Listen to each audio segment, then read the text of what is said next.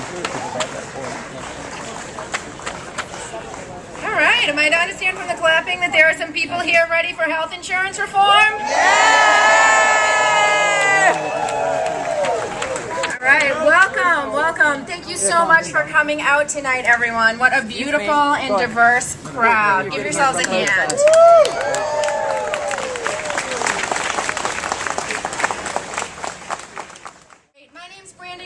I'm the State Director for Organizing for America in Virginia, and I am really honored to be here with all of you tonight. I'm going to say a quick couple words about how our agenda is going to go, and then we're going to hear from some wonderful folks who have been out on the street working, talking to their friends and their colleagues about the urgent need to get health insurance reform done now.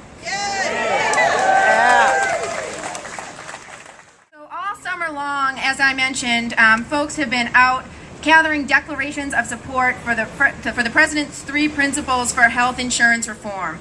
And those principles are reducing cost, guaranteeing choice, and ensuring quality care for all. So today we're going to hear from some folks who, from different perspectives, understand very deeply the need for health insurance reform. And then we're going to have the opportunity to hand over 40,000 of these declarations to Senator Warner's State Director, who has been so kind as to join us out here tonight. So without further ado, I'm going to hand the microphone over to Lisa Kelly, who is a person who has been living the struggle for health insurance reform and has a very clear perspective on how and why this is an important issue. Hi, how are you? As Brandon said, my name is Lisa Kelly, and I'm here to talk to you about a kind of a patient's perspective on the healthcare situation. For the last 20 years, I've been diagnosed with multiple sclerosis, and that marks actually half my life that I've been sick with this illness. For those of you who don't know, MS is a disease that attacks the brain and spinal cord, and it can cause everything from pain and fatigue to paralysis and double vision. And the symptoms vary from patient to patient. It's an unpredictable disease, but the one thing over the last 20 years that's been entirely consistent is constantly having to battle with the the health insurance systems to get benefits paid or to get insured to begin with. Simply having a diagnosis of MS makes me ineligible of getting any kind of private health insurance unless I get it through an employer or unless my husband gets it through his employer. And I wanted to share with you just some of the problems that we've had in the past. Shortly after I was diagnosed, my husband worked with a small employer. They had around 30 to 40 employees. It was a small science company, a microbiology company. These were a group of 30 to 40 20-year-olds who are mostly healthy, and I was the one sick person on the health insurance roll.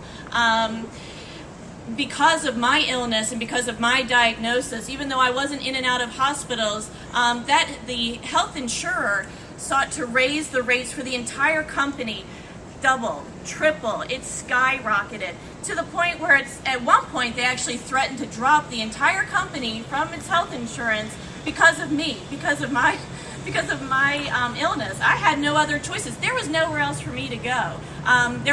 Because nobody else would insure me on my own. Finally, I became disabled enough to qualify for Medicare, and that was unfortunate for me. But it was actually kind of saved the company and allowed the company to continue providing health insurance for the rest of its employees at a reasonable cost to those employees. Over the last few years, I've been really fortunate that my husband works for a large employer. He works for the state, for the Commonwealth of Virginia. And because of that large risk pool, I don't have to worry about being threatened to be dropped because of my illness. The thing that we have to deal with on a yearly and a daily basis is trying to keep up with the rising healthcare costs. Every year, our out-of-pocket costs continue to rise.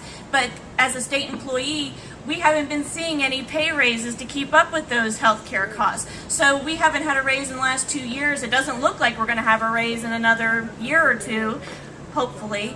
And But just over the last year, I'm having to pay another 20% for treatments that I need that actually keep me on my feet, literally keep me standing. And because of those costs, my family is having to make some tough choices about where we're going to be able to get that money, how we're going to be able to afford the cost of my medical care. And these aren't choices that are easy to make, but they have to be made because I have children to take care of and I have a family that needs me walking around and able to participate.